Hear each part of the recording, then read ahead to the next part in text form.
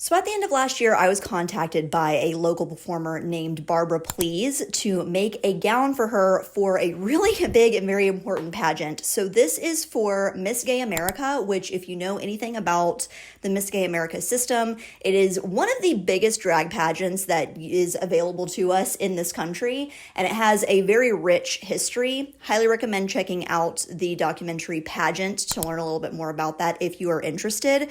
But what makes this particular pageant interesting and special is that this is the first year that they offered Miss Gay America Femme, which includes trans women, cis women, anyone who does not identify as a man outside of drag is able to participate in this pageant, which, if you ask me, is a long time coming for that. I think that it's important to include people of all identities in drag because anyone can do drag. It's not just for men who want to dress as women. It is for literally anyone. When Barbara and I were talking about her influences and the references that she wanted to tap into for this particular category, this will be the Alien Superstar category that I'm making the gown for.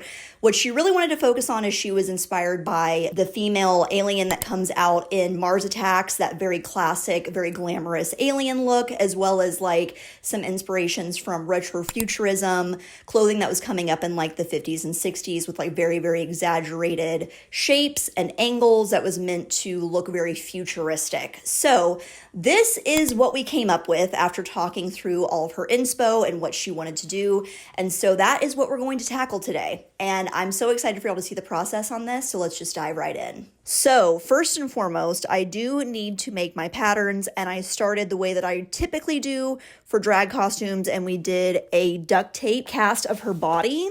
This is the easiest way to make patterns for people that do drag just because the body proportions are so exaggerated. And you can use this method for anyone. It's just especially helpful for those super exaggerated proportions. So I've gone ahead and done this. I did not record the process, but there's lots of videos explaining how to do this online. You just wrap the person in saran wrap, and then you put strips of tape over it, and then you can sketch on it, and then when you cut it off, it's the exact correct pattern for that person's body. So I feel like I have done this enough now that I can kind of give a few like maybe best practices if you want to do this yourself.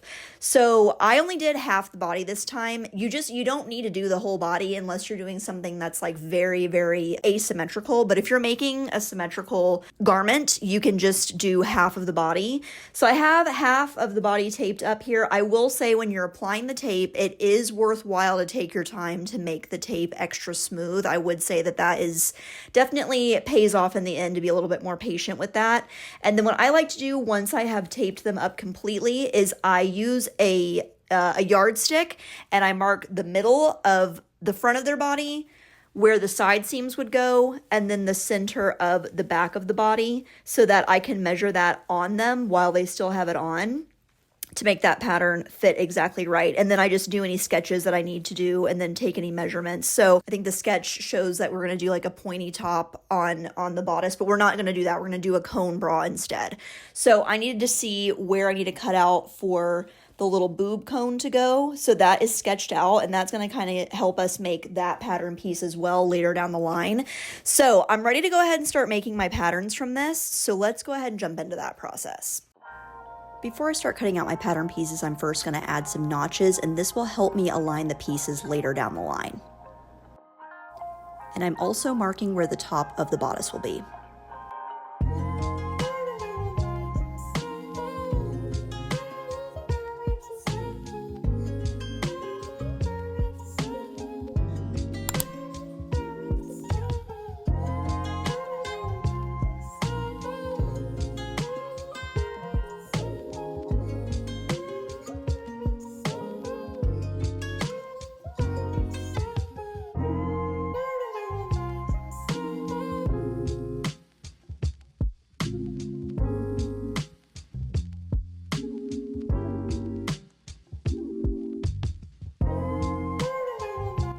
Now that I have all my duct tape pieces cut out, I'm going to lay them onto another piece of paper and try my best to lay these as flat as possible. I'm not super worried about this pattern not being completely flat because the fabric is very stretchy.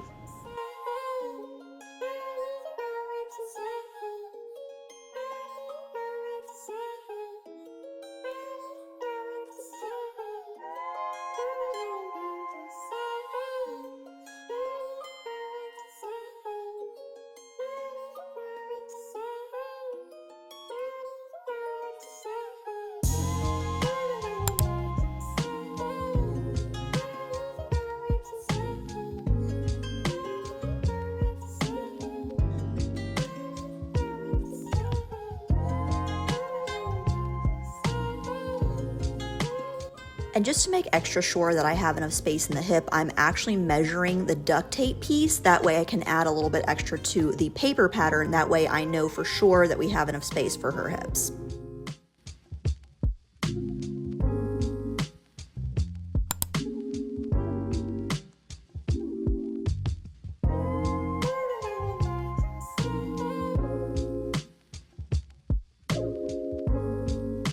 Now that I have my base pieces made, I now need to add the hip extension that's going to give that angular shape. So I'm using my tailoring curve to make a point that seamlessly blends with the hip and the bodice of this dress.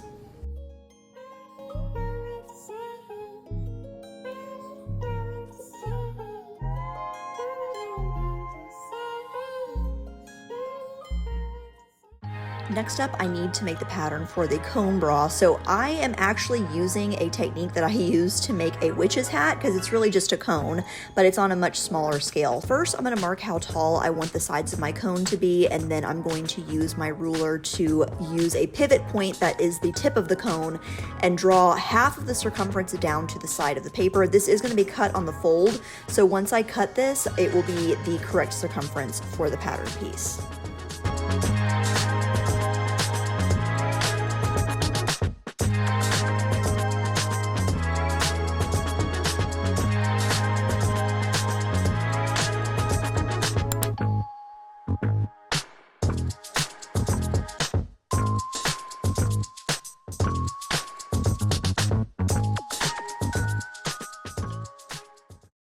Okay, so now that I have all of my bodice pieces taken care of, I'm going to move on to the gloves I'm going to be doing. So I am using a pattern that I have purchased. So this is the McCall's M7397. It's just a bunch of different types of gloves and boot covers, but I am going to be making a modification. So I'm using a pretty patterned fabric. And these gloves are meant to be two pieces that you put together, so it would have a seam on one side and a seam on the other. But I really don't want a pattern match, and it's going to look terrible if the patterns don't line up. So I'm going to modify this a little bit so that instead of it having a seam here, this will be on the fold. I'm also going to, instead of having it be flat across, I'm going to have it come up to a point. So I'm going to make those modifications now. I have never done this before, but I kind of theoretically understand how this should work. So let's see how that goes. To make this pattern piece completely flat on the outside, I am just kind of trying to delicately fold the pattern to remove the bulk out of the wrist. That way the outside can be completely flat. We're still going to do another fitting, so if these gloves aren't perfect, I'll get an opportunity to fix them later. And because this pattern piece is now going to be cut on the fold, to create my little point at the top, I'm just drawing up from the top of the glove the amount that I want the point to come up. I believe I did about 4 or 5 inches, and then just drew another line angling it back down to meet up with the inside of the glove.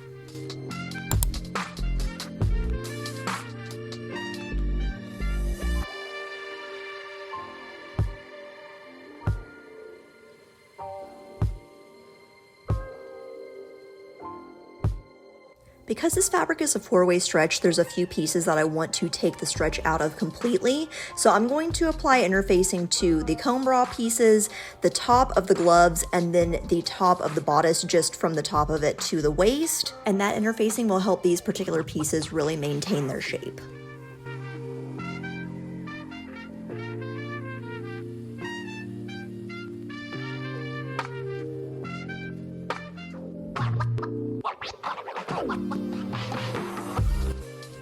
To make my life a little easier while I'm sewing these gloves, instead of cutting out each finger individually first, I'm going to trace the pattern onto the fabric without it being cut, sew it, and then cut the excess material off. This just is, for me, much easier than trying to sew each finger individually.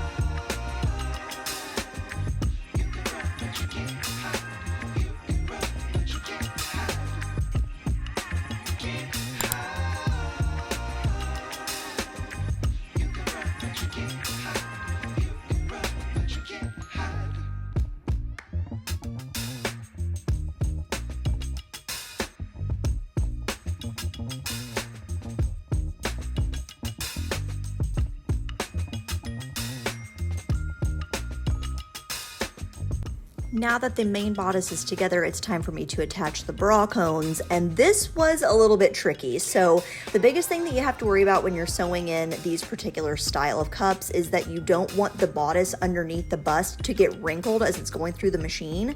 So my only advice here is just go really, really slow, really take your time, and just be thoughtful about how you are laying the fabric down as it goes through the machine.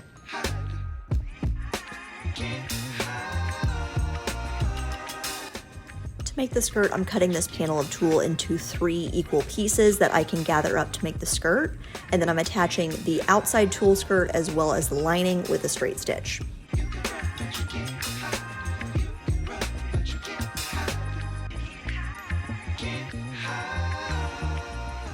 So first fitting was a couple of days ago and it went very, very well. I've padded out the hips, I've padded the cones. It's gonna be really hard for me to show y'all what it looks like right now, but I've got padding in the hips. We've got the cones all filled out with padding as well. And then I've gone through and we've done the actual fitting on the top of the dress. So I am going to do a few things today. What am I going to do today? I'm going to secure a piece of fabric in here that's going to hold this stuffing into place. I have just like these big loose stitches just to hold the padding where it's at. I'm going to make a layer inside so that she doesn't have to worry about it falling out or moving around once she puts this on.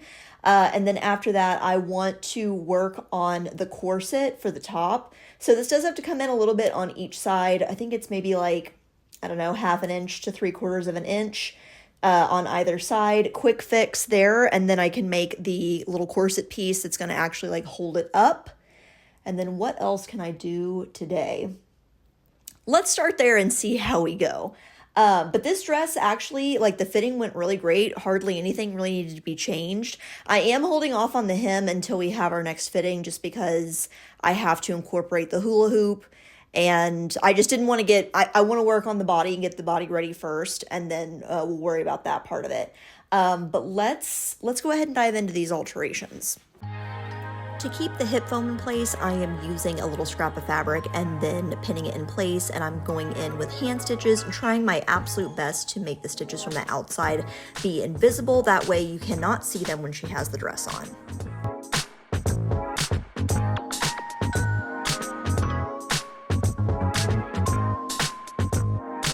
Now that I know how much the sides need to come in on the bodice, I'm going to make those changes to the pattern, and now I can make my little corset piece that's going to go into the inside of the bodice, and this will help the dress stay up. And to make the corset, I'm just cutting out the bodice pieces down to the waist, and I'm going to cut 2 layers of those, put them together the exact same way I put together the bodice, and then sew that in.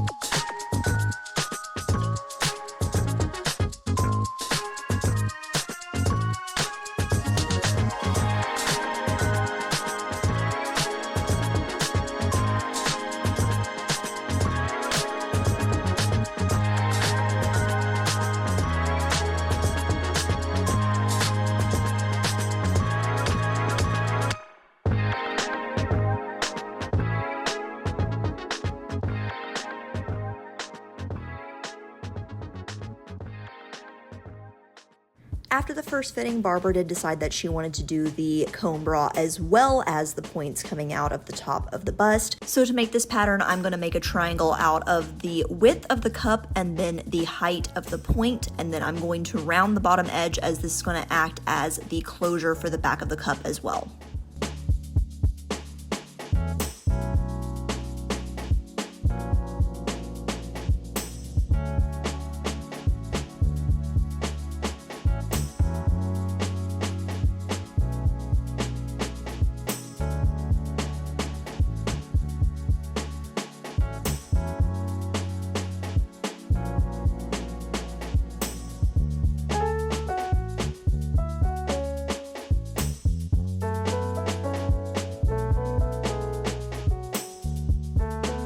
And to make sure that these are moldable, I am now going to add a little bit of wire around the outside edge.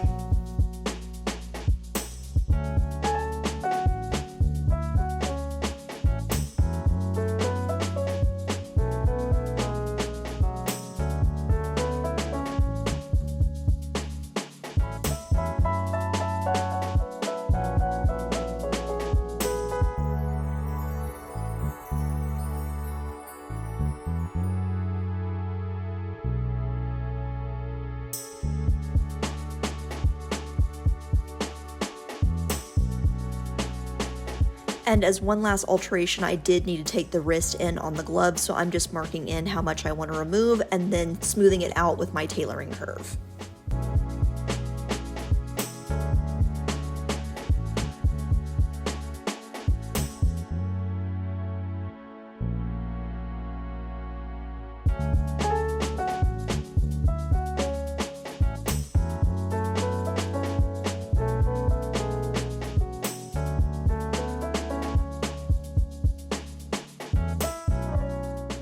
I just realized I had the second fitting for this dress and there's a lot that I haven't shown y'all. So I attached these, and I'm so sorry I did not record it, but it's all hand sewn down into the inside. This all has wire so it can be shaped. This has been stuffed with stuffing. The biggest change is we did do the hem. So I don't know if you can tell, but this has a hula hoop in it to just really increase the volume.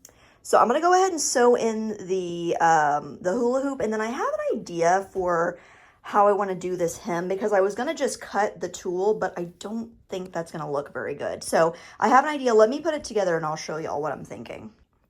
Okay, so originally we were just going to wrap the lining fabric around the hula hoop and then just do like a blunt cut for the tulle. But I think I'm actually going to wrap the tulle around, can't really see how that will look. Then that way this is nice and clean underneath. This will have a nice bubble to it without the layers of the tulle flying away. So client's happy with that, so I'm gonna go ahead and start sewing this. And of course I set this up to actually record the process of me sewing the hem of this, and of course I didn't record any of it. So I'm gonna kind of tell you what I did here. So it's pretty simple. I just sewed from the underside. I was trying really hard to get all those underneath layers and only get the satin lining and leave all of the layers on the outside completely untouched because I don't want to affect the shape of that. So that is how I did the hem. So now that that is done, we are ready for the reveal. And before we get to the reveal, I do want to give a very quick disclaimer here. Unfortunately, when I make something for another person, once it leaves my space, I'm not really in charge of how it is photographed or documented, anything like that. So unfortunately, I would love to have like beautiful cinematic reveal shots for you guys, but this is just clips that I got from Barbara herself when she was actually at the pageant and some pictures that she sent me. So please forgive me that I don't have better footage for y'all, but here is the final look.